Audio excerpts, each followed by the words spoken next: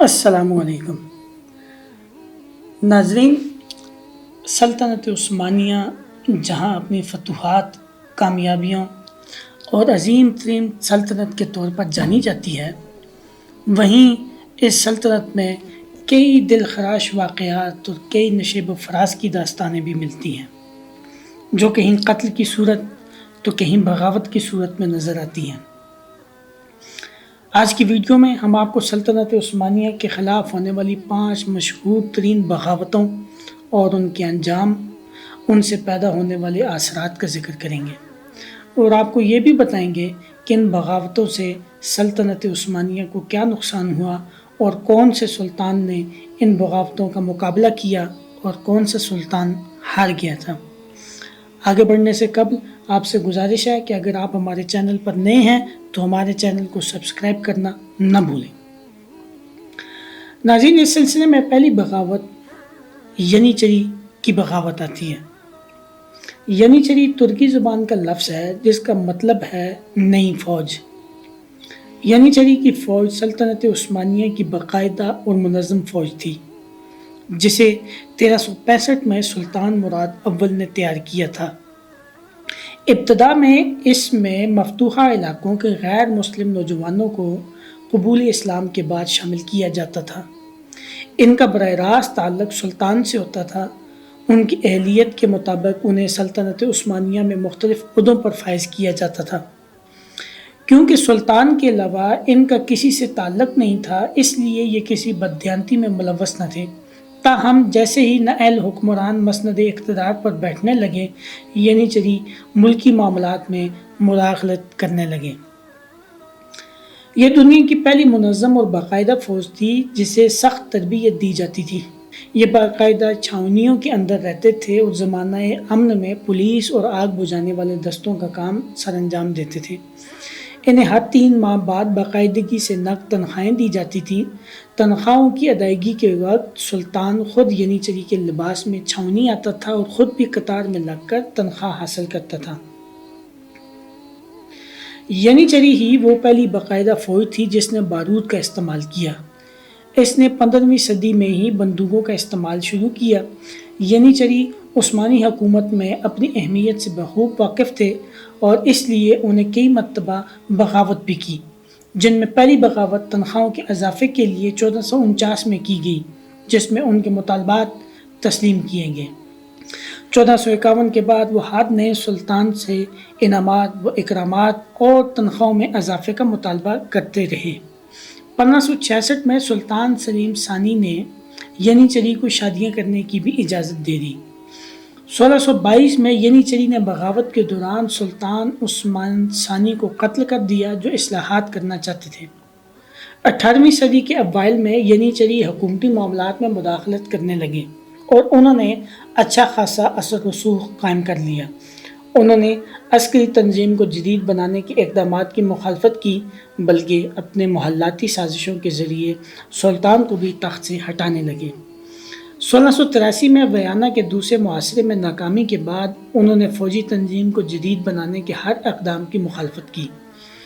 1807 میں انہوں نے سلطان سلیم ثالث کو تخت سے ہٹا دیا، جو یورپی طرز پر فوج کی تنظیم چاہتے تھے۔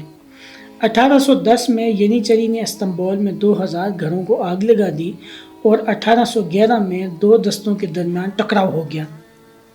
اس صورتحال میں محمود ثانی نے ینیچری کے خاتمے کا تہیہ کر لیا۔ 1826 میں ینیچری نے محسوس کیا کہ سلطان نئی فوج تشکیل دینا چاہتے ہیں اور 4 جون 1826 کو انہوں نے استنبول میں بغاوت کر دی، لیکن اس مرتبہ فوج اور عوام ان کے خلاف ہو گئی۔ سلطان کے گھڑ سوار دستوں سپاہیوں نے انہیں چھاؤنیوں میں جا لیا اور توپ خانے سے ان پر گولہ باری کی گئی، جس کے نتیجے میں ینیچری کی بڑی تعداد ماری گئی اور اگلے 2 سال کے اندر اندر ملک بھر سے ینیچری افواج کا خاتمہ کر دیا گیا۔ ناظرین، اس سلسلے میں دوسری مشہور اور اہم بغاوت مصر کی بغاوت آتی ہے۔ 1798 میں نپولین نے سلطنت عثمانیہ کے صوبہ مصر پر جارحیت کی اور جنگ احرام میں مملوکوں کی فوج کو بدترین شکست دی، لیکن یہاں نپولین کا مقصد کامیاب نہ ہو سکا۔ اس وقت محمد علی مصر کا گورنر تھا۔ بعد ازاں محمد علی نے جدید بنیادوں پر فوج تشکیل دی اور 1827 میں عثمانی سلطان محمود ثانی کی درخواست پر اپنے نظامی فوجیوں کو بیٹے ابراہیم پاشا کی سربراہی میں یونان بھیجا، جہاں یونانیوں نے عثمانی سلطنت سے بغاوت کر ڈالی تھی۔ محمد علی نے کثیر سرمایہ خرچ کر کے بحریہ بھی تشکیل دی تھی۔ محمود ثانی اور محمد علی میں اس وقت اختلاف کھڑے ہو گئے جب یونانیوں کی پشت پناہی کرنے والے برطانیہ، فرانس اور روس کا مشترکہ بحری بیڑا عثمانی بحریہ سے مقابلے کے لیے میدان میں آ گیا۔ محمد علی نے صورتحال کا اندازہ لگاتے ہوئے عثمانی سلطان سے کہا کہ عثمانی بحریہ اس مشترکہ یورپی بحریہ کے مقابلے میں وہ شکست نہیں دے سکتا، لہٰذا وہ یونان کی آزادی کو تسلیم کرتے ہوئے سلطنت آسٹریا سے امن مذاکرات کریں۔ لیکن محمود ثانی نے اس تجویز کو ٹھکرا دیا، جس پر محمد علی نے اپنا بحری بیڑا مقابلے کے لیے بھیجا اور 20 اکتوبر 1827 کو جنگ ناوار میں چند گھنٹوں کے دوران عثمانی بحریہ کا تقریباً پورا بیڑا تباہ ہو گیا، اور ساتھ ہی ساتھ 20 اکتوبر 1827 کو مصری بحریہ کا پورا بیڑا یورپ کے اتحادی بیڑے کے ہاتھوں تباہ ہو گیا۔ اس عظیم نقصان پر محمد علی نے سلطان سے شام کی مصر میں شمولیت کا مطالبہ کیا، لیکن سلطان نے اس مطالبے کو ٹھکرا دیا۔ محمد علی نے نیا بحری بیڑا اور فوج تشکیل دی اور 31 اکتوبر 1831 کو ابراہیم پاشا کی قیادت میں شام پر مصری جارحیت کا آغاز ہوا۔ مصری افواج فتوحات پر فتوحات حاصل کرتے ہوئے عکا تک پہنچ گئیں، جہاں 6 ماہ کے محاصرے کے بعد 27 مئی 1832 کو داخل ہوئی۔ اب ان افواج کی شمال کے اناطولیہ میں پیش قدمی کا آغاز ہوا۔ 21 دسمبر 1832 کو جنگ کونیا میں ابراہیم پاشا نے عثمانی فوج کو زبردست شکست دی۔ محمد علی کی اس جارحیت کا مقصد عثمانی سلطنت کا خاتمہ نہیں بلکہ مصر کی آزاد حیثیت کا قیام اور سلطان محمود ثانی کی سبکدوشی تھی۔ ان خطرات کے پیش نظر محمود ثانی نے روس کی جانب سے عسکری مدد کی پیشکش قبول کی اور 1833 میں معاہدہ کوتاہیہ کے بعد محمد علی نے اناطولیہ سے افواج نکال لی اور کریٹ اور حجاز کا علاقہ بھی دے دیا۔ ابراہیم پاشا کو شام کا والی مقرر کیا گیا۔ 1839 میں شام کی نیم خود مختاری پر عدم اعتماد کے باعث محمد علی نے ایک بار پھر سلطان کی افواج کے ساتھ جنگ چھیڑ دی۔ جب محمود ثانی نے اپنی فوج کو شامی سرحدوں پر پیش قدمی کی ہدایت دی تو ابراہیم نے حملہ کر کے 24 جون 1839 کو عرفہ کے مقام پر جنگ نظب میں انہیں تباہ کر دیا۔ جنگ کونیا کے باعث دارالحکومت قسطنطنیہ کو خطرہ لاحق ہو گیا اور اس نازک موقع پر محمود ثانی کا انتقال ہو گیا، جس کے بعد اس کے 16 سالہ بیٹے عبد المجید نے اقتدار سنبھالا۔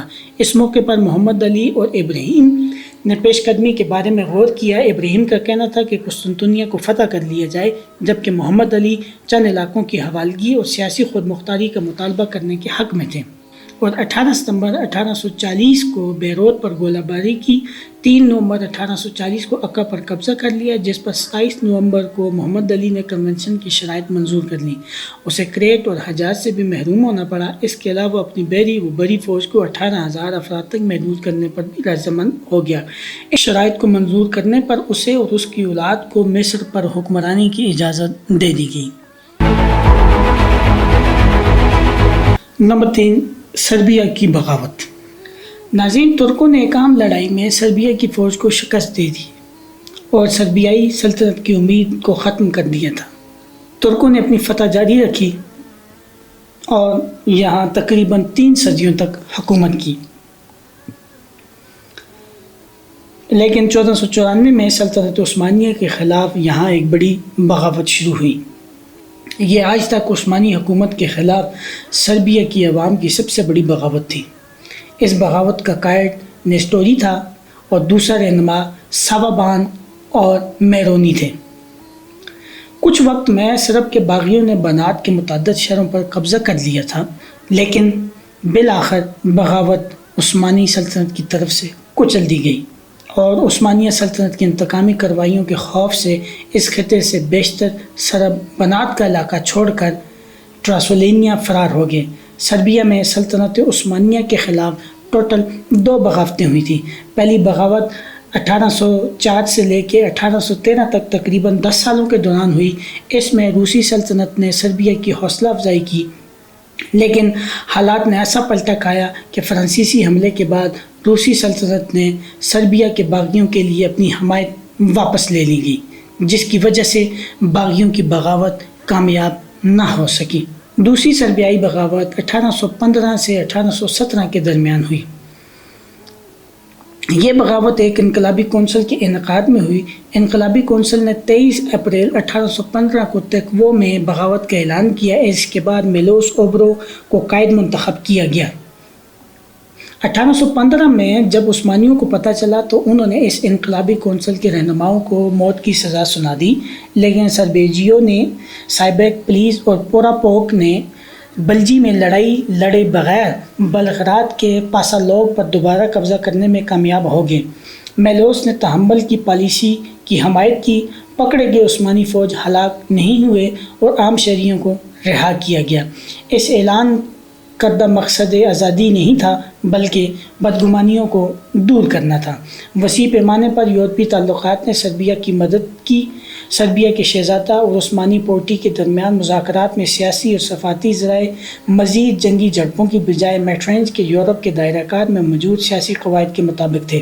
1815 میں نپولین کی حتمی شکست نے ترک خدشات کو جنم دیا کہ شاید روس بلقان میں دوبارہ مداخلت کر سکتا ہے۔ اس سے بچنے کے لیے سلطان نے سربیا کو نیم آزاد ریاست کے لیے نامزد ذمہ دار بنانے پر اتفاق کر لیا تھا۔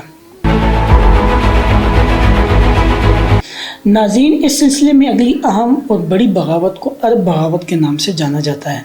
یہ بغاوت عرب کی طرف سے عثمانیوں کے خلاف تھی۔ اس عرب بغاوت میں دو مرکزی کردار شامل تھے، ایک شریف مکہ سید حسین ابن علی اور دوسرا نام لارنس آف اربیہ کا آتا ہے۔ ناظرین، لارنس آف اربیہ کا اصل نام لیفٹیننٹ کرنل تھامس تھا، جو دراصل انگلستان کے ایک زمیندار تھامس چیمپئن اور اس کے نوکرانی سارہ جونز کی ناجائز اولاد تھا۔ اس نے جعلی اسلام قبول کرنے کا ڈرامہ رچایا اور وہاں لوگوں کو ترکوں کے خلاف بغاوت کے لیے ابھارتا رہا اور آخر کار شریف مکہ کو ساتھ ملا لیا۔ شریف مکہ سید حسین ابن علی ہاشمی اہل بیت سے ہونے کی وجہ سے 1908 میں شریف مکہ بنے۔ پہلی جنگ عظیم میں جب انگریزوں کو ترکوں کے خلاف کوئی کامیابی حاصل نہیں ہو رہی تھی، ایک انگریز جاسوس لارنس آف اربیہ کے ساتھ مل کر خلافت عثمانیہ کے خلاف شریف مکہ نے بغاوت کر دی، جس کے نتیجے میں ترکوں کو شکست ہوئی۔ شریف مکہ نے سلطنت عثمانیہ کے خلاف بغاوت کرتے ہوئے برطانیوں کے حق میں علم بلند کیا، جس میں لارنس آف اربیہ کا ہاتھ تھا۔ شریف مکہ نے مکہ پر قبضہ کرنے کے بعد مدینہ کا محاصرہ کیا۔ یہ تاریخ کا طویل ترین محاصروں میں سے ایک محاصرہ تھا جو جنگ کے بعد بھی جاری رہا۔ ترک کمانڈر عمر فخر الدین پاشا نے مدینہ کا دفاع کیا۔ انگریز اسے اس کی شجاعت کی وجہ سے شیر صحرا بھی کہتے ہیں۔ شریف مکہ حسین ابن علی کا مقصد سلطنت عثمانیہ سے آزادی حاصل کر کے حلب، شام سے عدن، یمن تک ایک واحد عرب ریاست قائم کرنا تھا، جس میں وہ کامیاب نہیں ہو سکے تھے۔ نمبر 5، سیلابی بغاوتیں۔ ناظرین، سلطان محمد سوم کے دور میں اس قدر بغاوتیں ہوئی تھیں کہ تاریخ میں ان کو سیلابی بغاوتوں کے نام سے یاد کیا جاتا ہے۔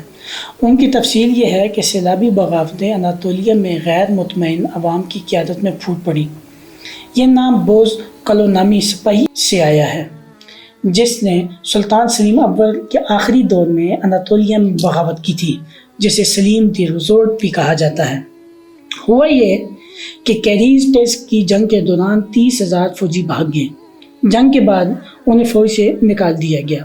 اس اخراج کے دوران وہ لوگ بھی تھے جو محض اسباب کی جنگ پر جنگ میں حصہ نہیں لے سکتے تھے، یعنی جن کے پاس ساز و سامان نہیں تھا، یا وہ لوگ بھی شامل تھے جن پر کسی ایسے شخص کی طرف سے بہتان لگایا گیا تھا کہ وہ فوج میں اپنی جگہ کا لالچ رکھتا ہے۔ مزید یہ کہ کریمین خان خازی جو مہم پر نہیں آئے اور اپنی جگہ اپنے بھائی کو بھیجا، بغیر کسی عرض سے انہیں بھی برطرف کر دیا گیا۔ لوگوں کو بے دخل کرنا، جن کی آمدنی کا واحد ذریعہ فوج میں ان کی ملازمت تھی، بغاوت کی سب سے اہم وجہ تھی۔ وہ اناطولیہ میں پھیل گئے اور ڈاکوؤں میں مشغول ہونے لگے۔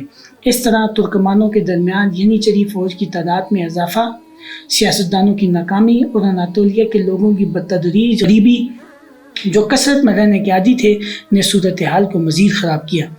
دنی اسنا عبدالعلیم قاریازی نامی ایک سابق افسر جس نے دعویٰ کیا کہ اس کے ساتھ ناانصافی ہوئی، وہ بھی اپنے ارد گرد جمع ہونے والے ایک غیر مطمئن ہجوم کے ساتھ بغاوت پر کھڑا ہوا۔ حکومت نے اسے اماسیا کی گورنری دے کر عارضی طور پر بغاوت کو بجھا دیا، لیکن قاریازی نے دوبارہ بغاوت کر دی اور خود کو خود مختار قرار دے دیا۔ بغاوت کو بڑی مشکل سے دبایا گیا، لیکن یہ ایک عارضی فتح رہی کیونکہ بغاوت کی وجہ سے بننے والے اسباب کا تدارک نہیں کیا گیا۔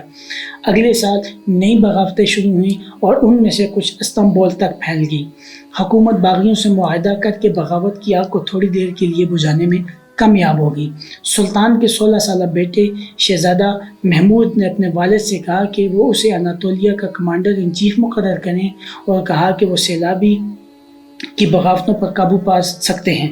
وہ اپنے باصلاحیت، پرجوش لیکن لاپرواہ اقدامات کی وجہ سے شہزادے نے خود کو ایک سازش کے بیچ میں پایا اور اسے اس کے والد نے 7 جون 1603 کو پھانسی دے دی۔